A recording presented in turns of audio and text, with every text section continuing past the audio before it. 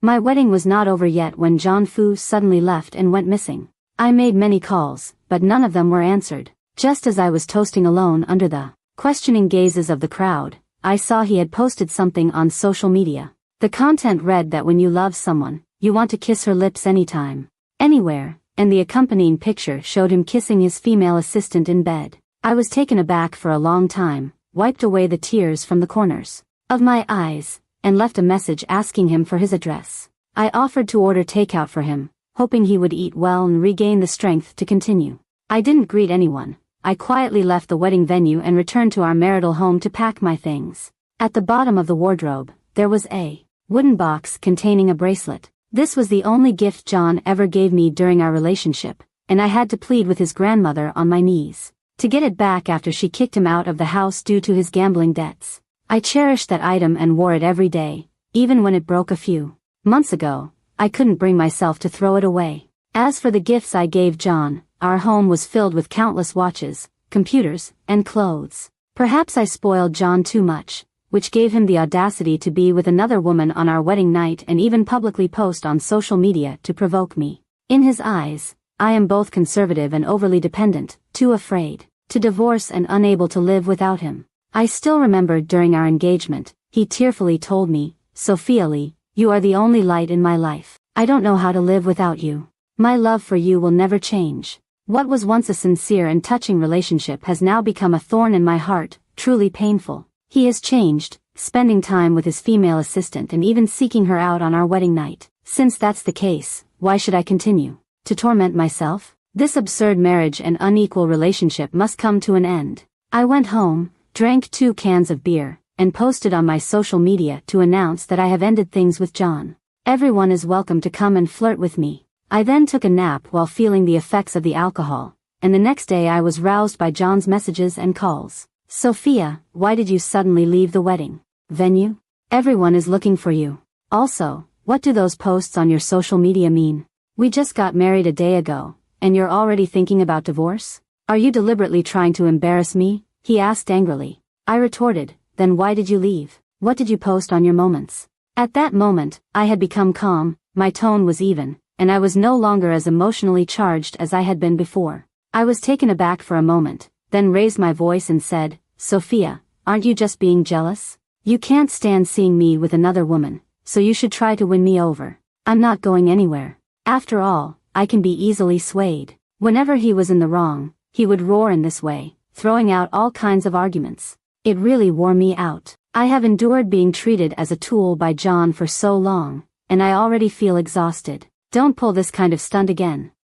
First send out an apology on social media, then come kneeling in front of me to admit your mistakes, and finally, you can visit each relative to make amends before I even consider forgiving you. Otherwise, I really want to divorce you. Before John hung up the phone, I heard a lot of laughter. He is always so willful and self-righteous. He might be sitting there with his legs crossed, waiting for me to crawl over like a dog and beg for mercy. He's really been spoiled by me. I couldn't be bothered to pay him any attention and was just thinking about getting some more sleep when John's grandmother called. "Sophia, are you getting a divorce? What was the reason for John's departure on the wedding day? Tell me the truth, and I'll help you. Marriage is an important matter and shouldn't be taken lightly when it comes to divorce." Grandma Fu seemed quite anxious about this. In the Fu family, Grandma Fu has always treated me the best. When my family was going through tough times due to my parents' illness, it was she who gave me the opportunity to work at a charity organization. I have also lived up to her trust in me. She trusted me deeply and regarded me as her own granddaughter, filling the void of familial love in my heart. It was precisely for this reason that I agreed to John's confession and tried to be in a relationship. Now, when I heard Grandma Fu ask me this, I couldn't help but feel a lump in my throat and asked, "Grandma, would you spend your life with someone who doesn't love you?" "Of course not," Grandma Fu replied with conviction. So, I told Grandma Fu the truth. John doesn't love me. He has someone else in his heart, someone he deeply cares for, his assistant, Lucy Liu. I got hit by a car while trying to save John, which resulted in a broken leg, and I really needed his company. To my surprise, he was called away by Lucy with just one phone call. It was only because Lucy had a cold. On a rainy day, John made up an excuse for not being able to pick me up, and when I turned around, I saw him driving by with Lucy, splashing water all over me. Late at night, I found myself alone in a vast, empty room while John was out having a great time with Lucy at a bar. Even Grandma Fu fell silent for a moment after hearing this, and finally sighed. "Grandma, I will always remember your kindness, but feelings cannot be forced," I choked out. "Sophia, it's not your fault, it's my failure as a parent." That incident, I'd heard from John that Lucy had already been expelled, but it turned out he had lied. "No matter what you decide, I will support you." Grandma Fu sighed and hung up the phone. In fact, I knew that her attitude towards Lucy had always been clear. When John first brought Lucy home, Grandma Fu was very angry and even told her to leave. I thought John would listen to Grandma Fu's words, believing he could change her opinion. I didn't expect that John would blame me for speaking harshly and stirring up trouble, accusing me of being narrow-minded. I had already explained many times and even investigated Lucy's background, telling John about her history of dating wealthy men, but he just wouldn't believe me. This is likely the result of bias. Lucy sent me a pretentious voice message saying, "Sophia, it's right for you to get a divorce. John talked about all your flaws in bed." At the same time, she also sent me 7 or 8 photos of herself in bed with John, clearly trying to provoke me. In the past, if I encountered something like this, would definitely cry and make a fuss, or call to argue. But now, I feel no agitation at all. "You can have this fickle man. I wish you both a lifetime together." With nowhere to go. After sending that message, I blocked and deleted Lucy, then put my phone aside and fell into a deep sleep. I don't know how long it was before I was awakened by loud banging on the door. I had no choice but to go and take a look, and I saw an intimidating John standing outside the door. A few friends were following him, wearing amused smiles. Clearly, John was upset that I hadn't apologized, feeling embarrassed, so he came to confront me personally. Drunkenly, he pointed at me and demanded that I kneel and admit my mistakes immediately. I coldly asked, "On what grounds?" "Everyone knows you're just a love-struck admirer. Sophia can't actually live without me. Everything you do is just to get my attention," John said with a smile, and his friends laughed along. In the past, I really was a complete love-struck admirer. To make up for my debts to Grandma Fu, and out of my love for John, I went along with everything and tolerated it all every day. But now, things are different. I've come to understand. Kneeling down to apologize? Impossible. John continued to drink, saying, "As long as you kneel, I will forgive you. We are still a couple, and you are still the lady of the Fu family. Don't worry, I will reduce my interactions with Lucy in the future." Last night, she was the one who wanted to say goodbye to me. His friends nearby had already lifted their phones, ready to record the video, intending to upload it online and burden me with negative comments. I closed the door and returned to the kitchen to get a basin of water, then splashed it on John's face. "Wake up, John. We're done. You and Lucy are so in love. You should be thanking me for making it happen, right? So what's really going on here?"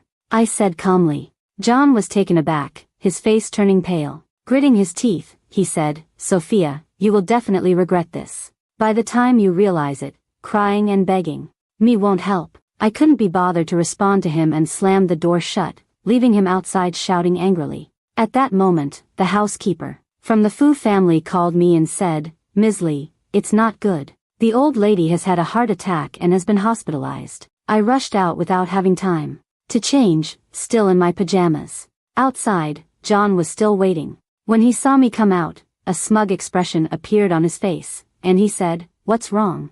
Are you regretting it so soon?"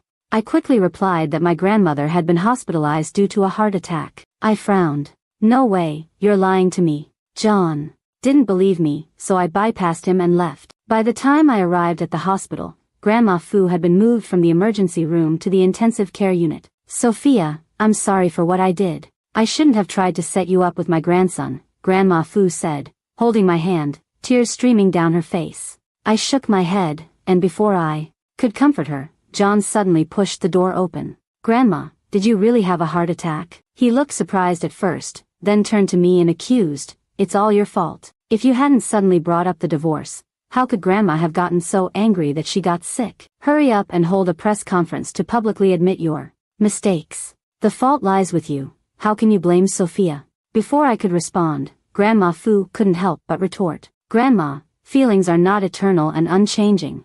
If it weren't for the moral pressure from you and Sophia back then, I wouldn't have agreed to the marriage. John grunted a few times and continued, Lucy is a good girl. I like her and want to be with her. Is that not allowed? You're the one who's trying to break us apart. Grandma Fu was so angry that her eyes widened, and her chest heaved with emotion. I quickly comforted Grandma Fu and then confronted John, asking, when have we ever forced you? You were the one who confessed first and wanted to get engaged. He dismissively replied, Sophia, don't think I don't have something on you. If you push me too far, we'll both end up in a bad situation. I responded, Grandma, I'm not a child anymore. I have my own connections, and I can live well without you.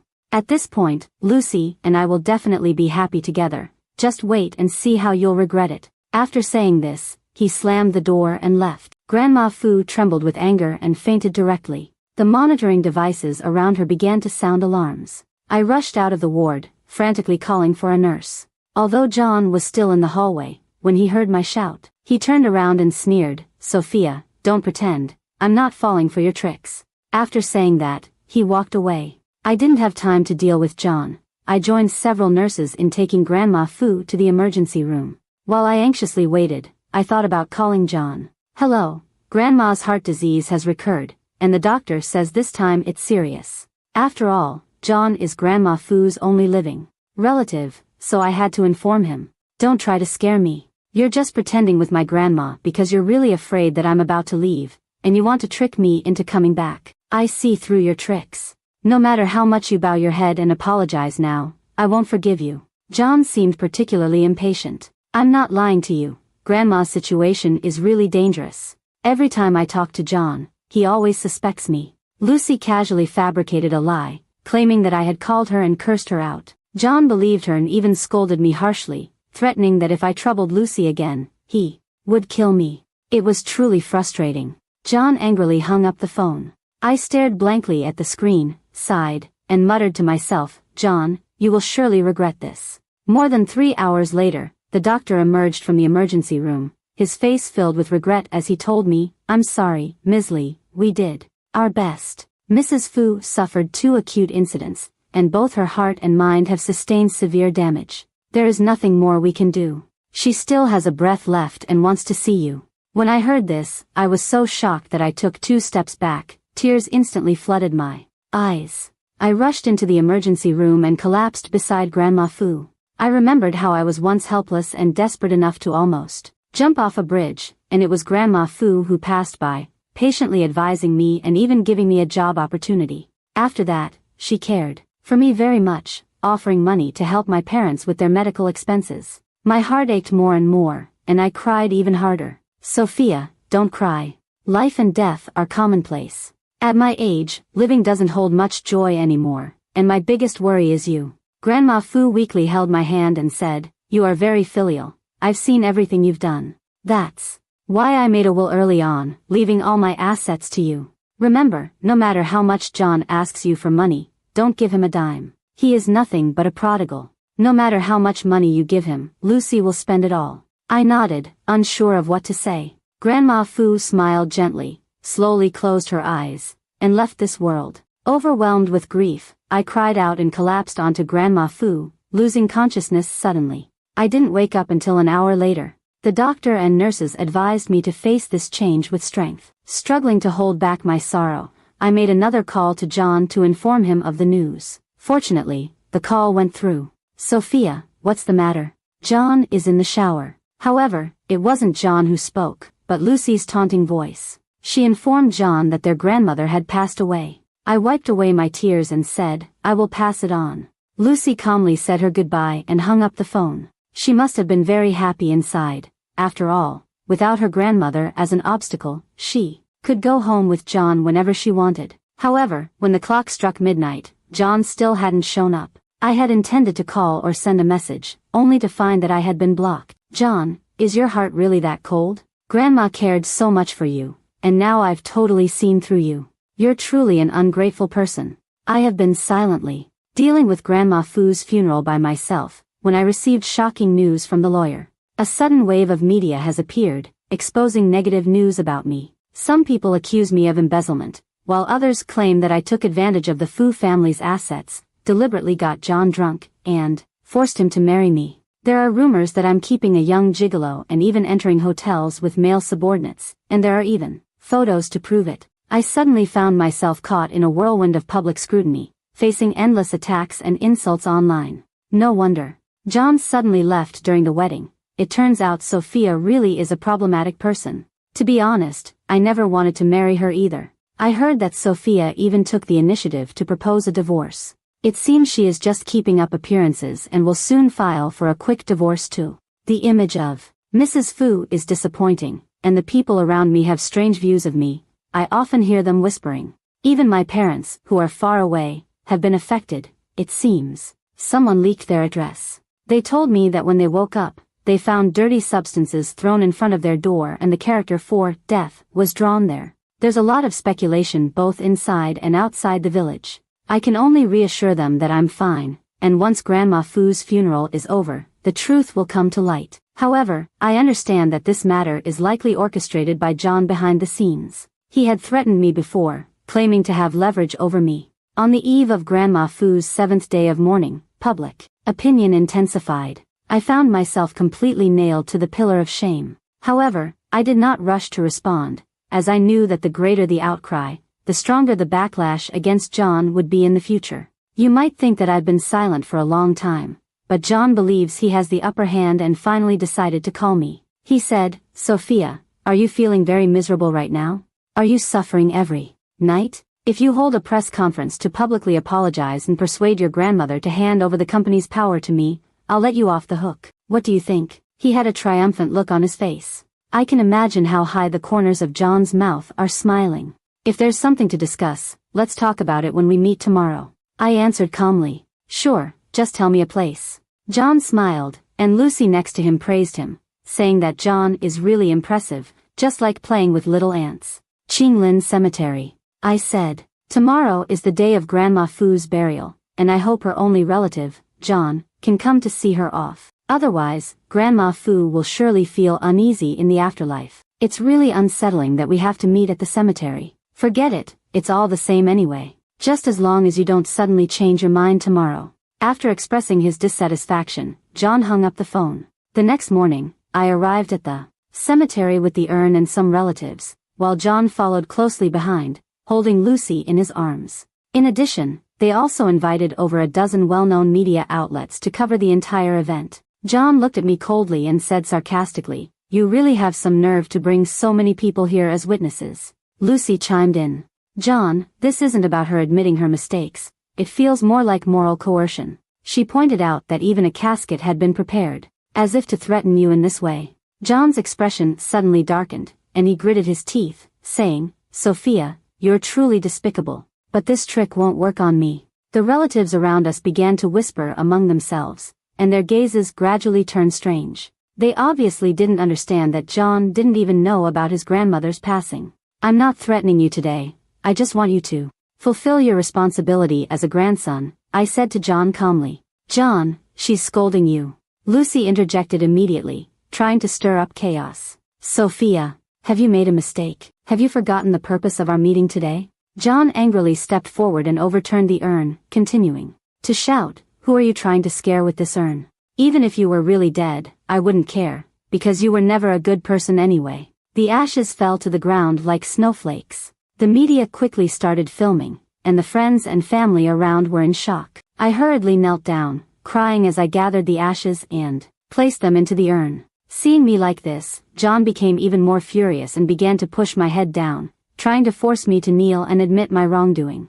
I shouted, "Get away from me. This is Grandma's ashes. You scattered Grandma's ashes completely. You're really unfilial." I struggled, but I was no match for John's strength and could only let him bully me. "Sophia, Grandma treated you so well, yet you actually cursed her and even used her to deceive me." John pressed down hard on my head, causing me to lose my balance and fall to the ground, accidentally hitting the ashes again, so I had no choice but to pick them up once more. Taking advantage of the moment, Lucy shouted to more than a dozen media outlets, "Quick, capture this crazy woman's outrageous behavior. She is nothing but an ingrate, mocking the death of her benefactor." The actions of the two left friends and family members in shock once again, and whispers filled the air. "Is John sick? How could he not know about his grandmother's passing? Or is he pretending not to know on purpose? I suppose the old lady in heaven must be furious, wondering how she could have such an unreliable grandson. It's disgraceful. To drop your grandmother's ashes. Now that is a grave mistake. I had begun to question the rumors circulating outside. Sophia. Doesn't seem so bad after all. It's actually John and Lucy's behavior that makes me uncomfortable. When I heard these discussions, John's expression changed as he realized the seriousness of the situation and asked me, "Are those ashes really Grandma's?" I glanced up at John, and he immediately took a hesitant step back, murmuring, "Impossible, absolutely impossible." At that moment, the lawyer stepped forward and handed him the death certificate issued by the police, saying, "John, today marks the 7th day since the old lady's passing." John stared intensely at the death certificate, then retreated a few more steps, his legs suddenly giving way as he collapsed to the ground, tears streaming down his face like pearls. "John, could this death certificate be fake?" Lucy asked, her face pale. "It can't possibly be fake." John shook his head. John, your mind is filled with thoughts of Lucy, to the point where you've forgotten about your own grandmother, haven't you?" When I asked this, John's expression clearly showed panic and guilt. "I don't know, I really thought you were lying to me." At this point, he suddenly clenched his fists and angrily asked, "Sophia, why didn't you tell me that Grandma passed away? Were you intentionally hiding it from me in order to inherit her estate?" "John, you've misunderstood," she replied. "In fact, the old lady had already made her will a year ago, and it hasn't been changed at all." The lawyer said a few words to me, but John didn't pay attention. He just stared at me, shouting, and demanding to know why I didn't inform him. "Why? I called you." I glanced at Lucy and continued speaking. "At that moment, she received a call and informed me that you had gone to take a shower and would relay the message accurately." Lucy, who already had a somewhat pale complexion, looked even more bloodless, as if dusted with flour. She defended herself, saying, "Sophia, while food can be eaten without much thought, words should not be spoken carelessly. I have never received a call from you." A hint of luck flashed across her lips, as if she believed she could evade responsibility. I scoffed and took out my phone, playing the recording of the call from that night. After the fallout with John, I had kept all the contact records just in case. The evidence is overwhelming. Lucy swallowed hard, sweat dripping continuously from her forehead. John glared at Lucy, gritting his teeth as he asked, "Why didn't you tell me?" This was the first time I had seen him so angry with Lucy. He had always been gentle and considerate towards her, fearing that she might get hurt. Lucy grasped John's arm tightly and said nervously, "John, let me explain. I forgot." At that moment, John slammed his hand down beside him. He raised his hand and slapped Lucy angrily, saying, "You are clearly hiding something from me." This scene was recorded by the media present. Lucy covered her face, crying sorrowfully, and pleaded with John, "I'm sorry, I really didn't mean to." She tried to grasp his arm. In the past, whenever Lucy cried, John would hold her tightly, feeling heartbroken. But this time, he merely shot her a cold glare. "Sophia, I'm sorry. I didn't." "No." John looked at me, but his words trailed off as he reached out to take the urn from me. "You have no right to touch it." I pushed John away, saying coldly, "Today, I called you here hoping you could quietly accompany Annan as we bid farewell to Grandma Fu." I personally placed Grandma Fu's urn into the grave, and the staff began to seal it. John realized he had nothing to say and merely stood by in silence, watching. Once the staff finished their work, he knelt down and bowed several times. Upon seeing this, Lucy immediately ran to the tombstone and bowed to Grandma Fu. John didn't stop her. Clearly, he was still accommodating Lucy, even though she made him miss his grandmother's funeral. At that moment, a reporter suddenly rushed in front of me and asked, "I heard that Ms. Lee is keeping a toy boy outside. Is that true?" The scene immediately fell silent. Everyone was staring at me, waiting for my response. I said it was nonsense. I answered briefly. However, photos had already spread online. The reporter continued to press for more details. Sophia looked at me, her expression much more relaxed than before, as if she was anticipating something. John also glanced at me a few more times. His guilt was not directed at me, and it was clear that he also wanted to see me make a fool of myself. I said calmly that the photo was fake. The lawyer nearby noticed my expression and quickly approached me, publicly presenting a verification notice. He stated that this was commissioned by Ms. Lee and requested the police to conduct an investigation, confirming that it was indeed a forgery, and indicated that the police would hold the responsible parties accountable. The scene immediately erupted in discussion again, with everyone astonished that it was fake and speculating on who was manipulating things behind the scenes. Sophia had been under a lot of pressure these days, juggling the responsibilities of arranging the elderly lady's funeral while also enduring the weight of public opinion. I guess I would have broken down long ago. Those who spread rumors are truly infuriating. I specifically glanced at Lucy. Her complexion was worse than before, and she was trembling, looking quite guilty. The media cameras were all focused on Lucy and John. This photo was given to me by you. What's going on? John furrowed his brow and asked Lucy. I received it from someone else too. I don't know if it's true, Lucy replied, looking down with a trembling voice. I find it hard to believe such things, John said, his tone still indifferent. John, I'm sorry, I was tricked too. Lucy hid behind John like a little kitten, her voice trembling as she spoke. They keep taking pictures of me. I'm so scared. Don't be afraid. John seemed to brush aside what had happened earlier. He tenderly pulled her into his arms and firmly said to the media, Lucy is also a victim. Please stop taking pictures, so she doesn't have to face online harassment. Hearing this, I couldn't help but let out a self-deprecating smile. Here it is. Look, the lines between love and indifference are very clear. Lucy made a mistake, yet John has always treated her as the victim, worrying about her being subjected to online abuse. But as the real victim, I haven't received a single apology. Thank you, John, you're really kind. Lucy finally smiled, immediately gave John a kiss, and cast a challenging glance at me. It seemed she was saying, so what if you're right? John still supports me. Lucy, don't you realize how unlikable you come across? You're clearly a notorious person, yet you insist on pretending to be a lady. I said with I won't go soft on a woman like her. John, just look at her. Lucy pouted and looked at John for help, appearing somewhat aggrieved. Sophia, even though you took care of my grandmother and I may have misunderstood you before, Lucy is also a victim. She did nothing wrong. You don't need to be so harsh. John said with a frown. Victim? I laughed. Lucy has been relying on wealthy men since university, and she even scammed money from her classmates and bullied her roommates. That photo was fabricated by her. Lucy hurriedly defended herself, saying, John, don't listen to her. I've been devoted to you.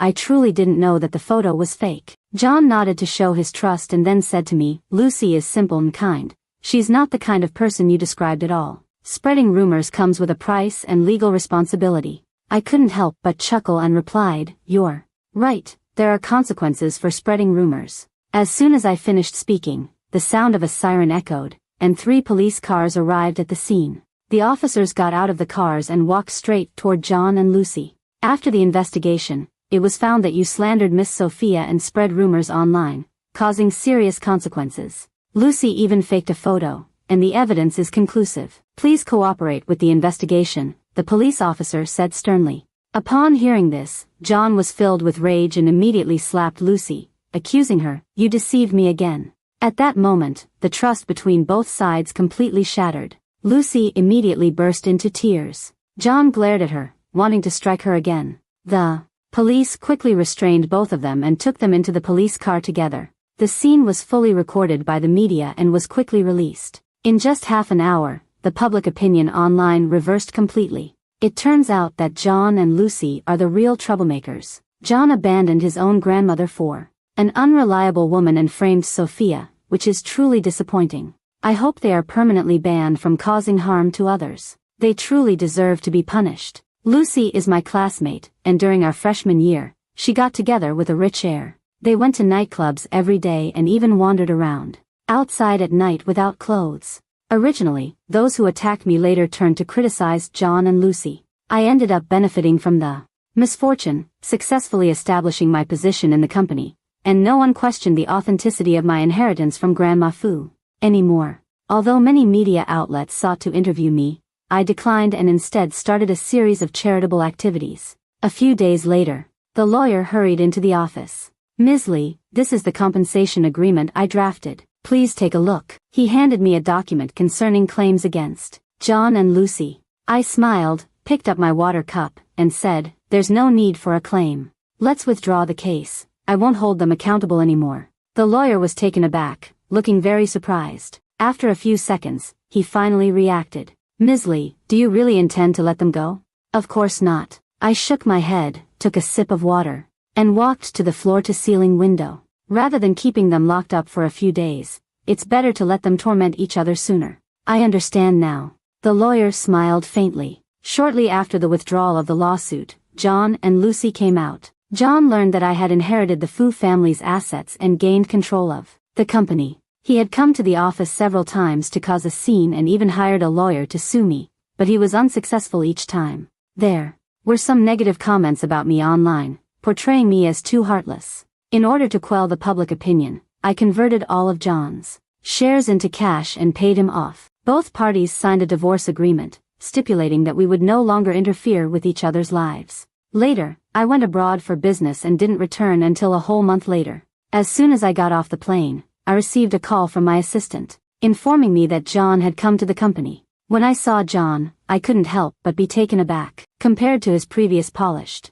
appearance, John now had unkempt hair, worn-out clothes, and he smelled of sweat, as if he hadn't bathed in a long time. Even his shoes had holes in them. Logically, the money John had earned should have been enough for him to live comfortably, unless something unexpected had happened. He saw me and immediately knelt down, pleading for help. "Sophia, please save me. If there's something to say, just say it," I replied coldly. The security guard quickly stepped in front of me, worried that John might do something to me. "I'm sorry, Sophia.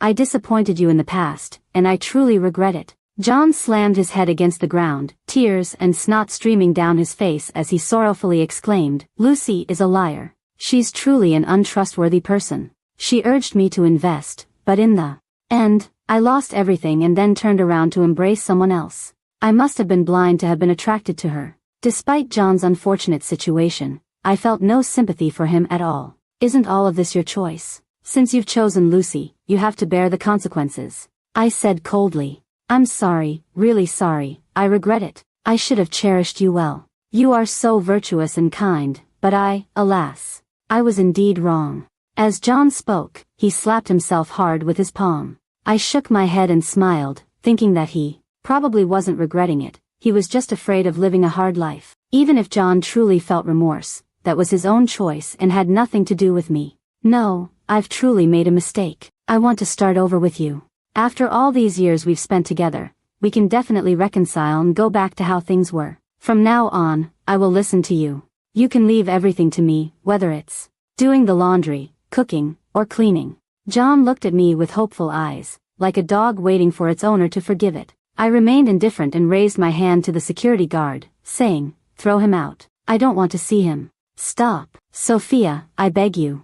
John struggled, but he was still escorted out by the security. He didn't leave. Instead, he knelt at the company entrance, trying to make me feel soft-hearted. Unfortunately, I am no longer that weak person. I had become independent and strong, no longer trapped by love. Passers-by recognized John, taking pictures and mocking him. Unable to bear it, John left in shame. Half a month later, I received a call from the police, informing me that both John and Lucy had passed away. John, feeling aggrieved, confronted Lucy for accountability and was met with a lot of ridicule. In a fit of anger, he dragged Lucy with him as they jumped off an abandoned construction site together. To honor them, I kindly arranged for their burial side by side and brought a bouquet of flowers to their gravestone, softly saying, "Congratulations on finding each other in the end."